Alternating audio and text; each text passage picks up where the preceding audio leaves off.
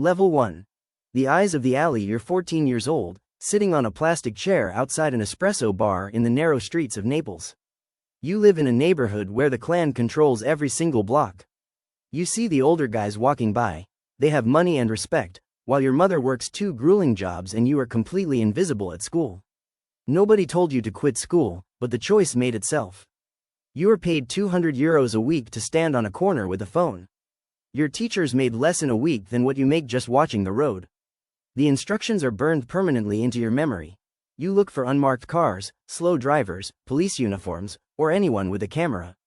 If you see the carabinieri or the military, you text a single emoji, a cop car or a bird, and that's it. A van circles the block twice. The second time, your thumb is already typing, and 30 seconds later the stash house 3 doors down is completely empty.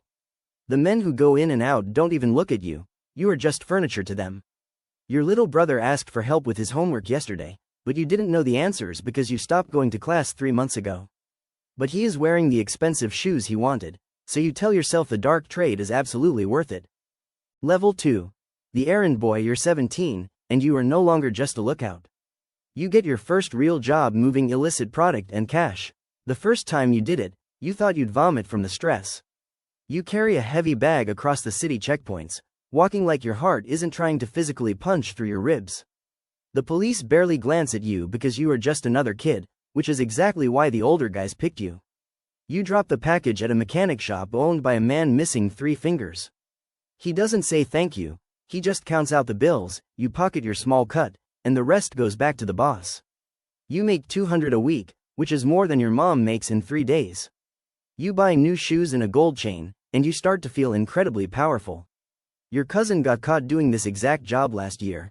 He is serving years in juvenile detention, and he told you to stop while you still can. You think about his warnings sometimes, but then you touch the thick envelope of cash in your pocket and keep walking. Level 3. The Pizzo Collector. You are 19, and you have proven you are completely reliable, with no arrests and no accidents. Now they give you a gun and a list of addresses. You are the Assatori, the collector of the Pizzo. Every single business owner in the plaza pays a monthly protection tax, and it is absolutely not optional.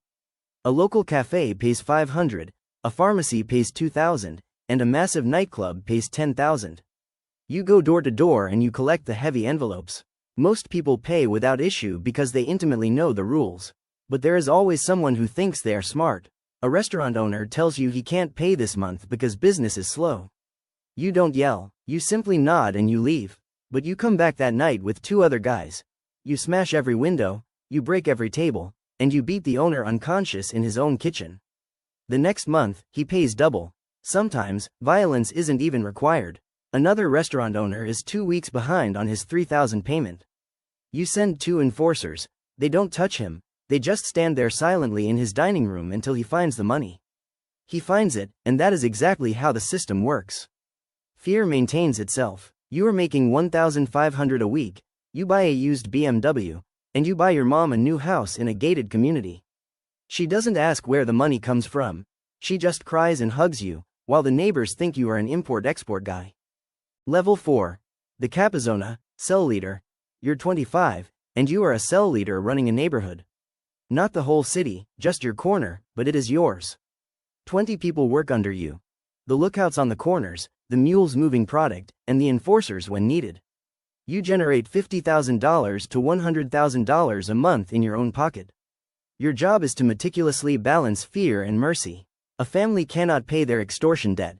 They are 3 weeks behind, and the rules say pay or suffer. But you know this family, and the father recently got sick. You could break his legs to send the message, or extend the deadline and keep them productive. You make the call. 2 more weeks. If they pay, everyone wins. If they don't, you handle it quietly. But you are also managing chaos. Your men are young and stupid, they get high on their own supply, start fights, and attract unwanted attention. You have to discipline them, which sometimes means a severe beating, and sometimes just means a bullet. Territory isn't given, it is held, and the absolute moment you stop defending it, it is gone.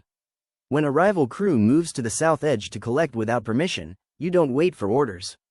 You send 6 guys with AK-47s into a bar, they open fire, and 12 people die, 5 of whom were innocent civilians.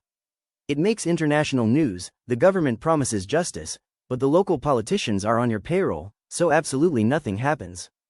Level 5. The cleaner. Sometimes the collection goes wrong, someone fights back, and a body needs to permanently disappear. You hand the violent problem over to the chemists. They take the body to a converted warehouse on the edge of the industrial district equipped with proper ventilation and deep industrial drains. The chemistry of disappearance is shockingly simple if you understand it. Sodium hydroxide violently breaks down organic tissue. At 150 degrees Celsius under extreme pressure, a human body reduces to liquid and calcium phosphate powder in about 4 hours. The liquid washes down a drain into the city's sewer system, and by morning, the victim has never existed. There is absolutely no DNA, no dental records, and no physical evidence that a person ever walked the earth. They process the bodies with terrifying efficiency, and you don't ask who they were, because names have families and histories waiting for them to come home. Level 6. The territory commander. You're 30, and you are promoted to territory commander, completely controlling 23 square kilometers of the city. Every gram sold, every business paying protection, and every illegal operation runs directly through you. You connect the entire sprawling system. The local police commander gets $30,000 a month, on time and never late. In exchange, his patrols completely avoid your territory between 10 p.m. and 6 a.m. when your people move the heavy product. When the military announces an operation in your zone, you get 3 days' notice through your highly paid contact. You seamlessly mobilize your watchers to track their convoy, while your enforcers scatter the heavy weapons across dozens of safe houses. By the time the raid arrives, there is absolutely nothing to find. They search the neighborhood for 6 hours and arrest nobody. You watch the entire failed raid from a coffee shop 3 blocks away. This is your territory, and it stays that way not because the government allows it, but because you violently defend it. Level 7. The washer. You don't just collect millions, you have to clean it. The massive rivers of cash from the Pizzo are handed over to the financial controllers. They have never touched drugs or broken a window. Their only product is spreadsheets. They turn 15 million in dirty street money into legitimate, wealthy money. They use accountants, lawyers, and shell companies in 3 different countries. Their offices have glass walls and leather chairs, and they wear bespoke tailored suits. They fund chains of 11 restaurants and construction companies building massive luxury resorts, all entirely funded by the underworld. They meet with elite international bankers who know exactly what they are, but the money is simply too good for them to care. They use Panamanian shell companies, cryptocurrency, cold storage, and real estate through offshore trusts. They build a financial structure so incredibly complex that investigators need warrants in 6 different countries just to follow one single transaction. When the authorities investigate one of your front companies, your contact in the prosecutor's office warns you. You dissolve the entire entity in 48 hours, move the assets through 3 countries, and create new corporations with different names. By the time the police get their warrant, they find empty offices and disconnected phones. Level 8. The War Room. You are 35. You are a strategic lieutenant, sitting at the table where the grand decisions are made. The government intimately knows your name, your photo is in the intelligence briefings, and there is a 5 million reward for your arrest. You haven't walked out in a public street in years. Your security detail consists of 12 heavily armed former military men. You live in a compound with 20-foot walls, guard towers, and anti-aircraft weapons mounted on the roof. You are in a war room where tactical maps cover 3 entire walls. The disputed areas are turning black because a rival syndicate is pushing incredibly hard and killing your people. One lieutenant wants to launch an all-out war and hit every rival operation across 5 states. Another wants to negotiate, trade territory, and significantly reduce casualties. The boss at the head of the table hasn't spoken a single word. His silence fills the entire room, and it is a terrifying test. Everyone is waiting. His eyes move to you for your recommendation. You have exactly 30 seconds to read the room and read the situation. If you get it wrong, you are the next commander found hanging from a highway bridge. You take a deep breath, and you speak. Level 9.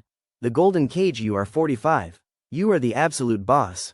You built this empire from dirt, from a level of poverty that ordinary people cannot even imagine. Your organization generates revenue that dramatically exceeds the GDP of small nations. You control networks spanning hundreds of miles, with corrupt officials in your pocket, military commanders who look away, and judges who mysteriously lose paperwork. You negotiate with other syndicates, dividing the regions so everyone makes money and stays alive. You meet with politicians and generals, making them offers they cannot refuse. A suitcase with 2 million, a share of the profits, or a piece of the empire. The ones who refuse are brutally exposed with evidence of corruption, their careers destroyed, or they simply disappear. You are making 1 million a month personally, but money is just a number on a screen now. You have everything you could want, and absolutely nothing you actually need. You cannot go to your daughter's party because it's too dangerous, and you cannot visit your mother's grave because snipers might be waiting. You live in a golden cage, and the extreme paranoia is eating you alive. Your head of security might be an informant, your accountant might be skimming, or your right-hand man might be planning a coup. You execute 2 of your own men based on suspicion alone, deciding it is better to be safe than sorry. You watch the news and see another major raid, but you change the channel because those arrested are completely replaceable. But late at night, when the compound is quiet, you wonder how this ends. You've seen it happen to everyone before you. They all ended the exact same way, either dead or in prison. None of them made it out. Level 10. The fall and the cycle. It is dawn. The federal forces finally arrive. They kick your reinforced doors off their hinges. You are captured and sent to the ultimate nightmare. The Supermax isolation prison, exactly like a DX Florence. You spend 23 hours a day in total isolation, trapped inside concrete walls behind a heavy steel door with absolutely no windows. There is no escape, and no bribery works here. You used to have billions in a sprawling international empire, and now you have 4 concrete walls and the rest of your natural life to think about every single person you killed to get there. But the dark truth is that the clan absolutely does not die with you. Your nephew takes over, or your son, or an ambitious lieutenant. Someone always steps up to take the throne. The extortion money keeps moving, the drugs keep flowing, and the bodies keep piling up in the streets. The cycle never ends. You were the absolute king, and now you are just a legend, a ghost story and a cautionary tale that parents tell their kids about what happens when you get too greedy and think you are untouchable. Meanwhile, right now, there is another 14-year-old kid sitting outside a convenience store. He is watching the road. He is hungry, and he is eagerly waiting for his chance to climb. This isn't just a gang. It is a massive, billion-dollar empire built entirely on blood and corruption, and it is still running.